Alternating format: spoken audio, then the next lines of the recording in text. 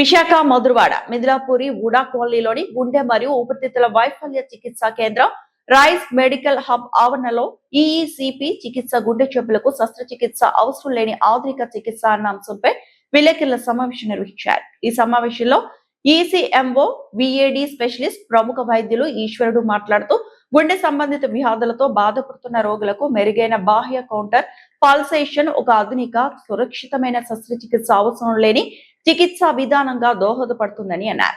ముఖ్యంగా ఛాతీ నొప్పి, గుండెకు రక్త ప్రసరణ తగ్గడం, కొన్ని రకాల గుండె బలహీనత ఉన్న రోగులకు ఈ చికిత్స ప్రయోజనకరంగా ఉంటుందన్నారు. ఈ సమావేశంలో గుండె ఊపిరితిత్తుల మార్పిడి surgeon doctor PV Naresh, MD paediatric doctor Varanasi Pundarikasha, general medicine doctor Nikhil తదితర ఆసుపత్రి సిబ్బంది పాల్గొన్నారు. ఈశ్వర్ ఇక్మాన్ వ్యాడ్ specialist sir doctor PV Naresh Kumar గారు senior most cardiac surgeon in the country. Sir senior most paediatrician and general physician doctor Pundarikasha గారు. సో మిగతా టీం కూడా జాయిన్ అవుతున్నారు. సో ఇప్పుడు ఏంటంటే మన దగ్గర ఒక మిషన్, కొత్త మిషన్ తీసుకొచ్చి పెట్టాము. అదేంటంటే హార్ట్ ఫెయిలియర్ పేషెంట్స్ కి, అలాగే హార్ట్ హెల్త్ ని కాపాడుకోవడానికి పెట్టిన మిషన్ అనమాట అండి. అంటే ఓన్లీ సాధారణంగా ఏంటంటే ఒక హార్ట్ డిసీజ్ వచ్చిన తర్వాత, లేదంటే మనకి ఏదన్నా వచ్చిన తర్వాత వెళ్ళి మనం చూపించుకుంటాం డాక్టర్లకి. ఆ తర్వాత దాని మీద డ్యామేజ్ అవ్వడం, దాంతో మనకి ఎక్కువ సిక్ అవ్వడం, ఒక్కోసారి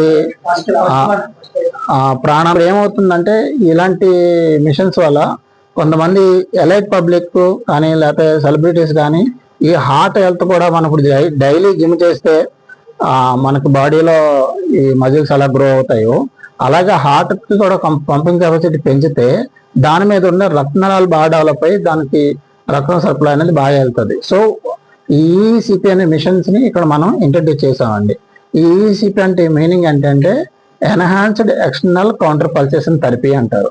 so enhanced external counter pulsation అంటే మన ఏదైతే పంపింగ్ కెపాసిటీ ఉందో దాన్ని ఎన్హాన్స్ చేస్తుంది. కౌంటర్ పల్సేషన్ అంటే హార్ట్ ఒక పంప్ చేస్తే ఇంకొక దానికి ఎదురకుండా ఇంకొక దాన్ని that is called counter pulsation అంటారు. సో హార్ట్ లో బాడీలో ప్రతి ఆర్గాన్కి బాడీ హార్ట్ సిస్టోలిక్ ఫేజ్ అంటాం దాన్ని. హార్ట్ ముడుచుకునే స్టేజ్ లో బ్లడ్ వెళ్తుంది పంప్ చేసే స్టేజ్ లో.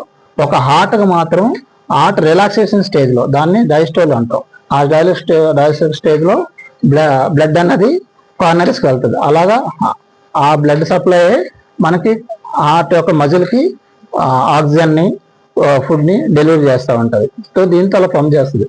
ఒకసారి heart attack, what is heart attack? Heart attack అంటే ఈ హార్ట్ వెళ్ళే రత్నాలు ఏవైతే ఉన్నాయో అవి మూసుకుపోతాయి ఎక్కడన్నా.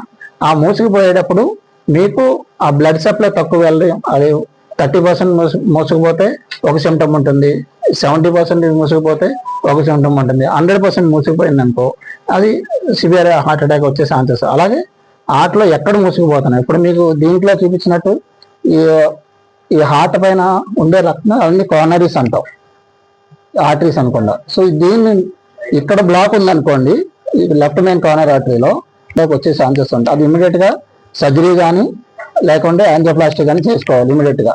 అది కాకుండా మనకి ఎల్ఏడి అంటాం అండి, లెఫ్ట్ యాంట్రలిస్ లో కానీ ఇవన్నీ ఉన్నప్పుడు 1 కన్నా 1, 2 ఉంటే యాంజియోప్లాస్టీలు అలా చేసి వెంటనే వాళ్ళకి రిలీఫ్ వస్తుంది.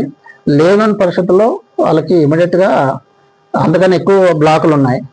సో అలా కాకుండా ఇప్పుడు ఇవన్నీ చేసాం, సర్జరీ చేసినా లేకపోతే మనకి ఈ హార్ట్ ఫంక్షన్ కూడా ఇంప్రూవ్ అవ్వాలి కదా. ఈ చిన్న చిన్న మల్టీ వెజల్స్ ఏదైతే ఉన్నాయో ఆ వెజల్స్ ఇంప్రూవ్ అవ్వాలంటే బ్లడ్ ఫ్లో బాగుండాలి. పివి నరేష్ కుమార్, నేను చైర్మన్ మెడ్స్టార్ హాస్పిటల్స్ విజయవాడ. ఇంతకుముందు నేను Apollo hospitals, Yashoda hospitals plus చెన్నైలో very senior very old hospital doctor KM Cherian heart centre అని అక్కడ పనిచేశాను. యాక్చువల్లీ ఈ మెషిన్ నేను అక్కడ ఓల్డర్ జనరేషన్లో మెషిన్ ఉండేది. కేఎం చెరియన్ హార్ట్ సెంటర్ అనేది హార్ట్ ఫెయిల్యూర్కి, లంగ్ ఫెయిల్యూర్కి మొత్తం దేశం అంతా చాలా ఫేమస్ ఉండేది. ఎప్పటి నుంచో 50 years నుంచి చేసేవారు అని. హార్ట్ మీకు తెలిసే ఉంటుంది. హార్ట్ ట్రాన్స్ప్లాంట్ అన్నది, లంగ్ ట్రాన్స్ప్లాంట్ అన్నది, ఇలాగ హార్ట్ ఫెయిల్యూర్ అన్నది ఇప్పుడు తెలుస్తుంది అందరికీను. చెన్నైలో ఎప్పటి నుంచో ఉండేది. మేము ఆల్మోస్ట్ ఒక 20 years ఈ మెషిన్ కోసం చూసాం. ఈ మెషిన్ అప్పుడు ఒకటి హార్ట్ ఫెయిల్యూర్ మెషిన్స్కే వాడేవాళ్ళు, అంటే అంత అడ్వాన్స్డ్గా ఉండేది కాదు. సో ఇప్పుడు ఈ మెషిన్, ఈ ఈఈసిపి అనే మెషిన్, దీని తాలూకా మెయిన్ ఎందుకు ఎక్కువగా మళ్ళీ మనం యూజ్ చేస్తున్నామంటే ఒక ఫిజియాలజీగా మామూలుగా ఎక్స్ప్లెయిన్ చేస్తాను. ఇప్పుడు మన హార్ట్ అన్నది బ్లడ్ అంతా బాడీ అంతటికి పంప్ చేయాలి. పంప్ చేయడానికి మళ్ళీ హార్ట్ దగ్గర నుంచి హార్ట్కి కూడా బ్లడ్ రావాలి. బ్లడ్ రావాలంటే మనకి బాడీలోని లెగ్స్లోని ఇంకొక హార్ట్ ఉంటుంది.